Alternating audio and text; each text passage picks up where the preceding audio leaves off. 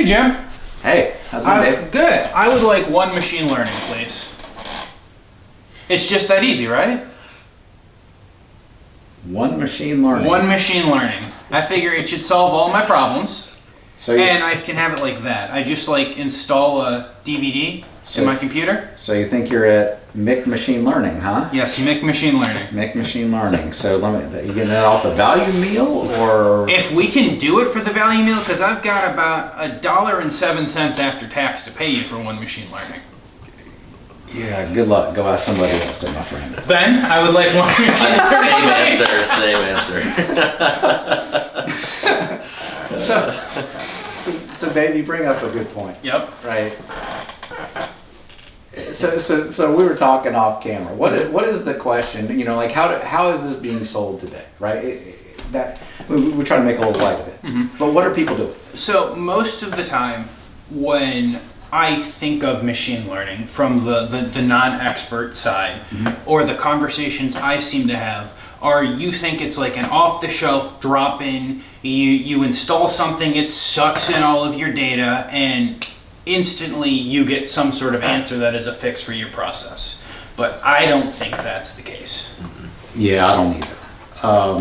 What we have found is that you have to ask very specific questions of the data with the tools to get something that's actually of meaning. It's not just here, I'm going to throw a bunch of data at the wall and hope this machine learning algorithm tells me everything that's wrong with my process. It doesn't work that way. Because again, it's mathematics, right? And what you're looking for is what correlates to what. Now, I think there are some algorithms that might tell you, give you some correlations and give you some, anomalies and things like that, right? I'm not saying that can't be useful, but I think where it's really going to be useful in our industry is when someone can go and say, I have this specific quality problem.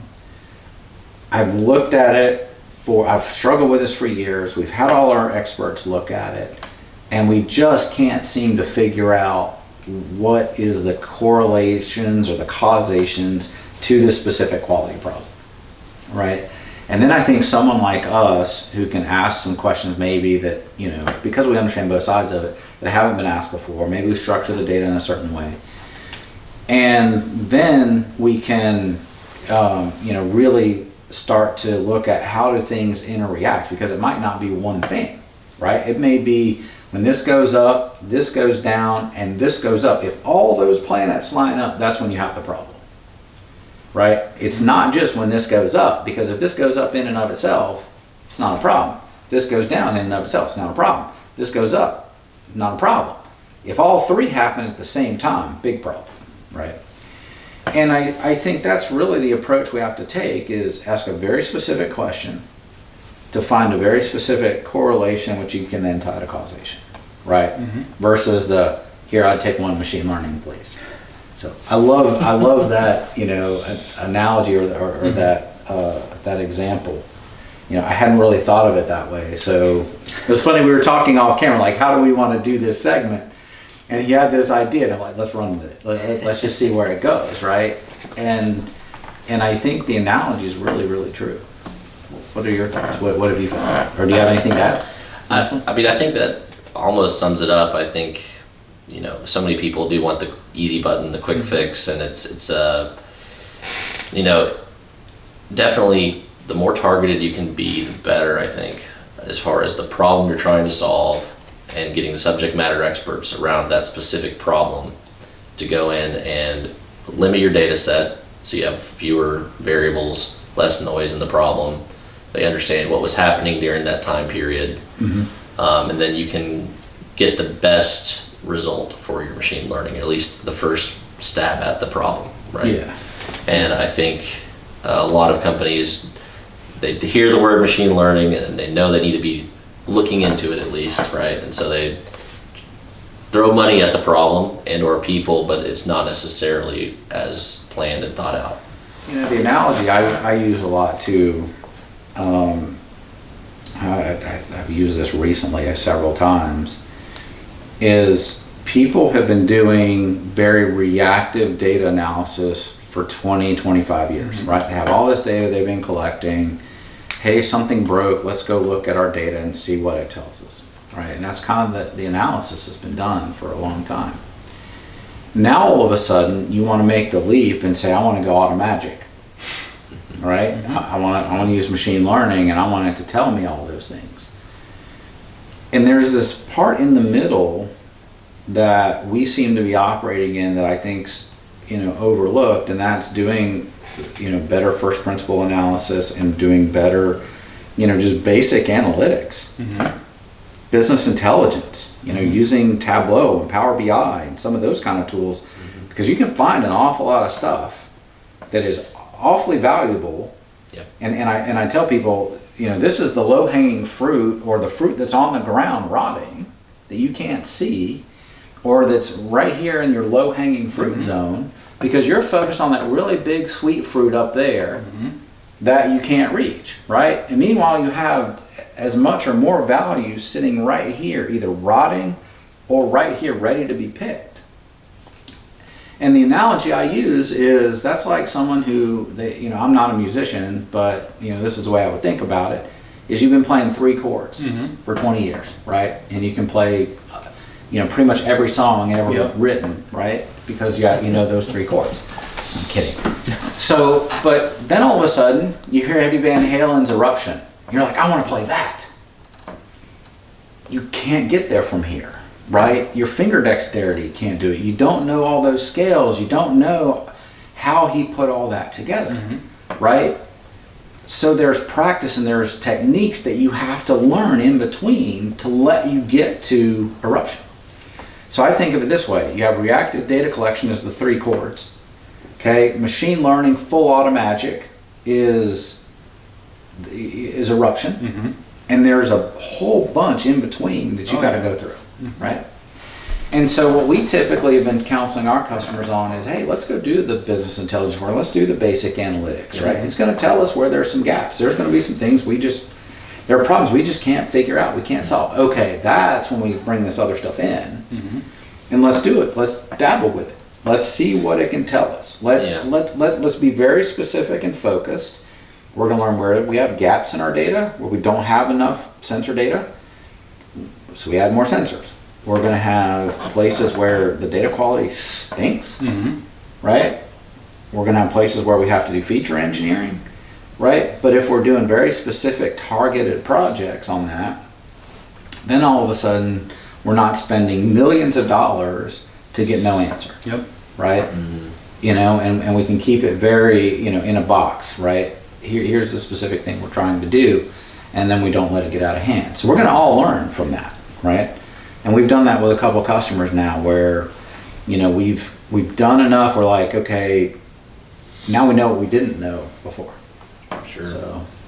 Yeah, I think another thing that I was thinking about when you said that is, people working through things with first principles and learning that skill first. I think that's something that a lot of people overlook, because there are a lot of companies that are, okay, we've invested now in a machine learning tool.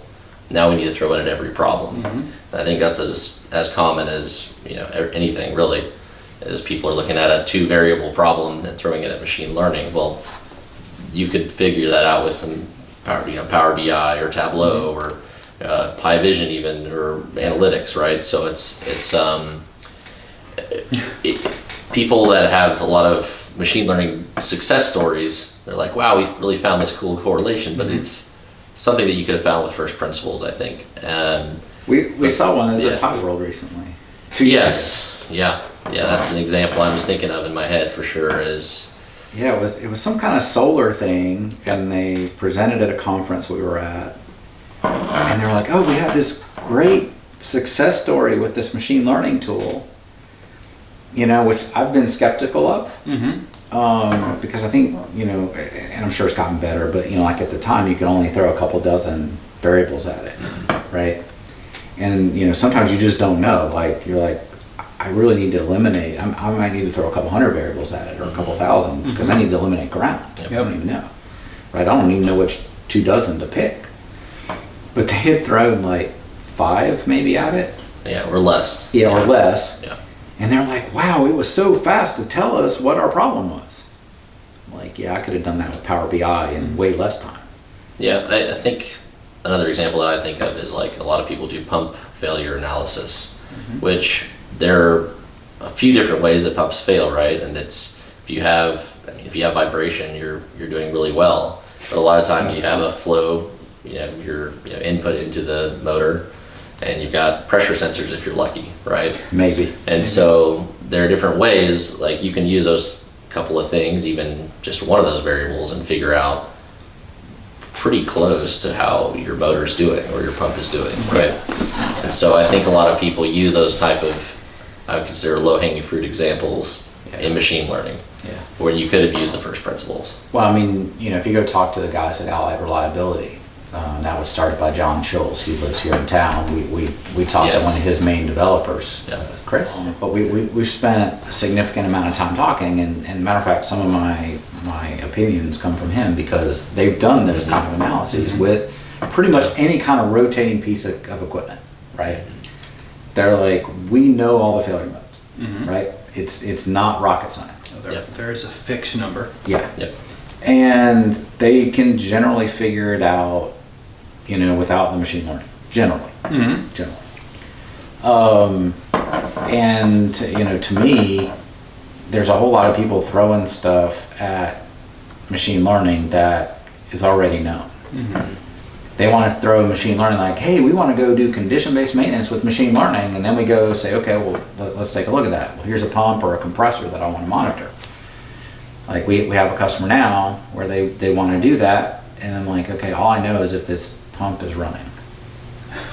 Yeah. So so we did some first principle analytics, right? How many times have I stopped and started it? One of them, we saw that they were, bumping a lot, start, stop, start, stop, start, stop, because they had solids in their line. So what would happen is if they didn't run it for a while, there would be solids that would build up in the line, and if they try to start it, it would jam the whole thing up, and then it was a mess. So they would sit there and start and stop it a bunch. Well, guess what? They had premature seal failure on that. Yep. Right? Not a surprise. Not shocking, right? So we did, high frequency start stops. We did the number of start stops. We did runtime. We could do all that with just the running signal, right? So we did some first principles analytics, right? That would tell us things. But literally, if they had inlet and outlet pressure, and horsepower, they would understand where that pump's operating on the curve, and then we could tell when it was starting to, have a problem, right? Because it would start deviating from the curve. It's not magic, right? But the problem was they didn't have inlet and outlet pressure, and they only had horsepower on maybe 5% of their pumps. Yep. So a lot of times people were like, oh, I want to do machine learning. I'm like, you don't even have the sensor data to even begin.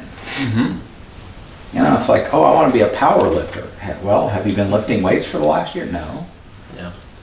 Well, good And luck. part of it though is starting that conversation too. It's like, we know we want to solve these problems, and we're like, okay, let's apply this tool. But wait, hold up. We need new sensor data. We need new inputs. And so I think a lot of analytics in itself is just shining that flashlight on, into the dark, and just, okay, we didn't like what we see. We need to change those things, right? So Yeah. I always tell people when we start doing any kind of analytics, it's not even a flashlight. It's like worse than your ring light, right? It's a white hot bright spotlight on your data quality. Yep. Yeah. Right? And if your data quality stinks, you're collecting data once a minute when you need it once a second. It's going to be really limited on what we can do with it. All right. Or if you're collecting it once a second when you really need to be collecting it every 15 minutes, that's a different problem, right? So data quality, data fidelity is always a discussion that we have to have with people, and they never want to have that conversation until they bring us this, and then they're like, whatever. Good luck. It's part of you want a solution without going through all of the steps to get it. And it's one of the things that I like about you guys, other than our inability to have a conversation that is 30 minutes or less, is the fact that we all talk about low-hanging fruit. And you could, in theory, go sell a machine learning or artificial intelligence solution to most large companies, and you could tell them it's $20 million, and they may give you $20 million, but you still have to go through all of that low-hanging fruit, which may solve their problem before you get to what we're talking about as AI and machine learning. Well, I'm like 5'8", and if I weighed 300 pounds and it's like, just give me a pill that gets me back to 150 pounds. That's what they're thinking. Yeah, exactly. Right? And it's just like that video I just did on the project versus process mentality. Right? Your project might be, I go to the gym 3 times a week and I eat, 200, 300 less calories than I need to take in a day. And if I do those projects over time, then I'm going to see results. Nobody wants to go through that process. They want to take the magic pill and be back at 150 pounds, right? And the other problem that we run into is people say, well, okay, well, what's the justification, of this project? Well, sometimes we can do that, and sometimes it's a little bit nebulous. We try to come up with that, but that's almost like saying, okay, if I go to the gym and I work out for an hour, and I only eat, I'm supposed to eat 2,000 calories, and I only eat 1,500 calories, and I went and burned 500 calories at the gym, how much weight do I lose today? That's not really the point. How much water did you drink at that point? There's all kinds of other things. Well, it's like, well, if you keep doing that for a year, okay, now we're going to start really seeing some results. Or even if you do it for a couple of months, we'll see results, right? But everybody's like, well, I just want to go work out once, and I want to eat a little less today, and I want to lose a couple pounds because I want to see the benefits so that I know to actually keep doing it. I'm not saying that mentality is totally wrong. I'm just saying sometimes it gets taken overboard. And I think these advanced analytics, machine learning, AI, that whole realm of stuff, we'll just call it that, stuff. That whole realm, that's kind of the mentality. It's not the magic pill. Sorry guys, there's no magic pill.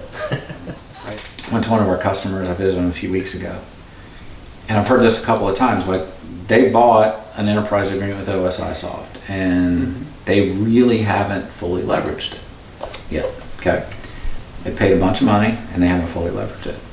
Well, now the problem is as they should, they're doing some advanced analytics stuff. Okay, well the problem is now a lot of the users are saying, well, we have this advanced analytics tool, why should we do all of that? And my take is, well, you're missing the low-hanging fruit and the stuff on the ground, right? And I think that's the real mentality we have to get over as an industry. The height curve has been so much.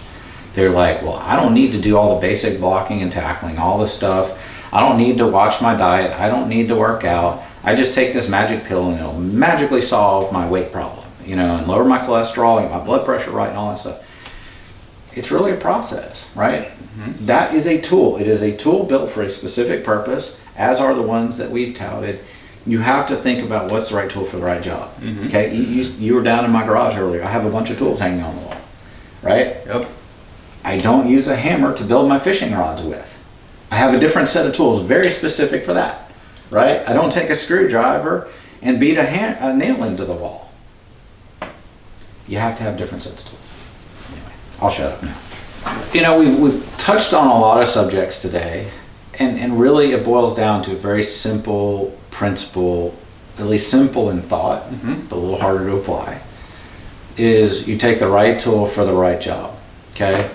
Machine learning has been, touted in AI as the Swiss Army knife. It can do everything. The truth of the matter is, it is a tool, a very specific tool or set of tools designed at very specific problems, okay? We were even seeing people use these advanced analytics tools to solve problems that could be done with first principles, with business intelligence tools and other things, and then claiming great savings. And I look at it and I kind of laugh, and I'm like, well, I could have done that with, in a lot less time with a tool that you already owned. So I think really you need to think about everything that you're doing, whether it's a first principles set of analytics, business intelligence, advanced analytics, they're all specific tools to do specific jobs. So if you have if you look in your garage or your shed at home, I bet you don't have one tool that solves all of the potential problems, right? We can't do that in manufacturing either. We have to have different tools for different problems we're trying to solve. And I think that's the real lesson that we all have to learn. It's harder to apply in practice, and maybe that's another video when do you apply which tool? And I think we've touched on several of them today in the videos, but this will probably be several sets of videos, but I think that's the real lesson. Yeah.